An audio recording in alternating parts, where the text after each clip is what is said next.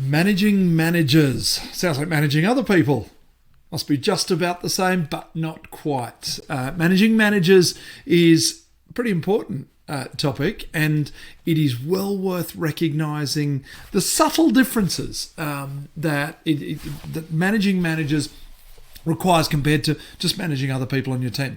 I'm Andrew Laurie from BGB, and I want to talk about the 4 differences. It's actually really a couple of differences and then a couple of ways you might go about addressing them. The first difference, to be honest, most of these are more on a spectrum than being sort of binary differences, but the first difference I want to talk about is simply understanding the value of it. You've got managers working for you. They in turn manage some part of your operation. They might manage other team members, some activities, a division, a department. They manage something.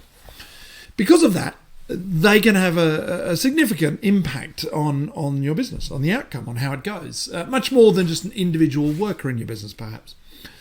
And so, and by the way, you probably have multiple managers. So by the time you've got multiple managers who each have this significant impact over multiple people, multiple activities, suddenly you're talking about a group of people, a small group of people who have a very significant impact on your business.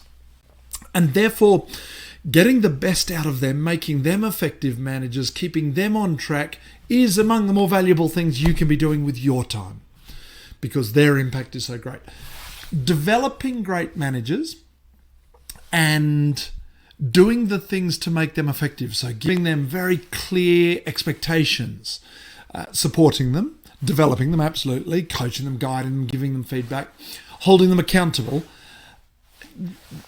Time invested in these activities among the best points of leverage you have in your business, because time spent in these activities multiplies itself in value because these people can go out and can influence the business so heavily. So understand the value of managing managers. And by that, I mean understand the value of the time you invest in actually doing that management of those managers. The second thing, the second difference, and this is a difference. This is a difference when you're managing managers. There's another topic you need to talk about, which is kind of sounds obvious, management. Although it's amazing how often this is forgotten. When I look at and meet and talk to people who are managing managers, I hear them most of the time talking about the activity or the department, the thing that those people are responsible for. So when I see a manager, let's say a general manager, we'll keep talking about general manager, talking to their financial controller, I hear them talking a lot about finances. I hear them talking to their sales manager about sales and so on. I don't hear them talking much about how are those people going about developing their teams. How effectively are they guiding their operation?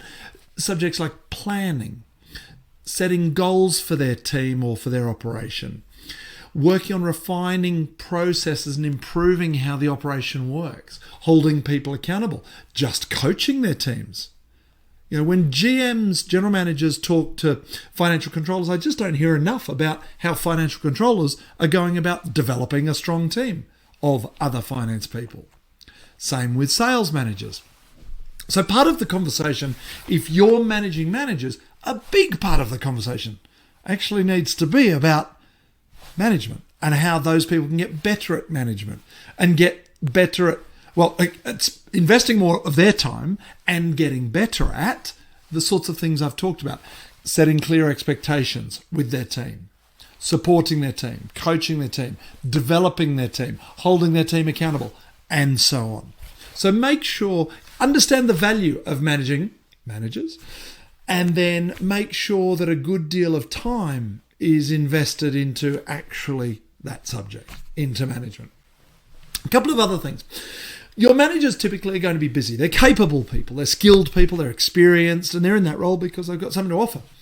So you feel like you can let them run. Well, that's true to a point. You should give them a degree of autonomy. Nonetheless, you should also, of course, be managing them, as we've just talked about. One of the implications of this, though, is you're probably going to have to get good bang for your buck for whatever time you're spent managing them. they are busy people and they have responsibilities, and you want them to pursue those responsibilities. So you're probably not going to get huge swathes of time just chatting with them generally about how they're doing and how they're going about things and how to improve and so on. You're going to have to make that time very effective. So my first tip on that is invest plenty of time just thinking about it. Deep thinking and planning on those conversations. When you know on Thursday morning you're going to be sitting down with one of your managers and you want to give them some feedback on how they're going about planning with their team and holding their team accountable. You're not going to have hours to workshop this. So think in detail about what questions you're going to ask them. What points need to get across? What conversation do you need to have with them? You can almost script parts of it, but putting in time to think and plan that conversation is going to make it more effective.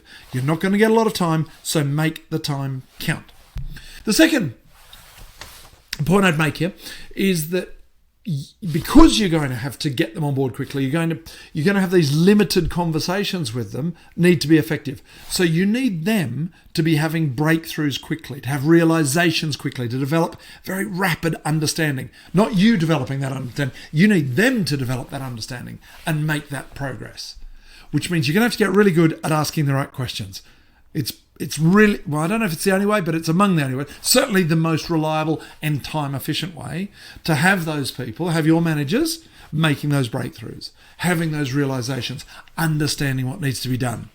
So again, when you're thinking and planning those conversations, plan the questions, practice the questions, get great at asking the right questions in the right way so that your managers have real breakthroughs and move forward. Because when they're winning and they're moving forward and they're succeeding, your world is easy. Your business is flowing.